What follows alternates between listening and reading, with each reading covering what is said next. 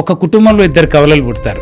ఒకడు IAS officer అవుతాడు, ఒకడు పక్క రోజు తాగుబోతాయి రోడ్ల మీద పడిపోయేటోడు అయిపోతాడు. ఐఏఎస్ ఆఫీసర్ అయిన అబ్బాయిని ఆ కమ్యూనిటీ తీసుకొచ్చేసి సన్మానం చేస్తారు.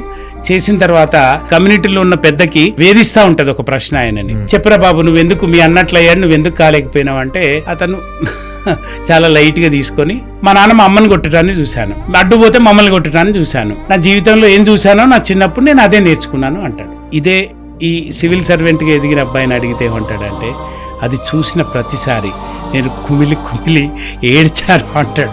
మా అమ్మని మా నాన్న కొడుతున్న ప్రతి క్షణం నేను అనుకున్నాను, ఇలాంటి జీవితం ఉండొద్దు అంటే ఈ సమాజంలో ఇలాంటి వాళ్ళని మార్చాలి అంటే నేను ఒక అధికారం ఉన్న స్టేజ్కి నేను ఎదగాలి.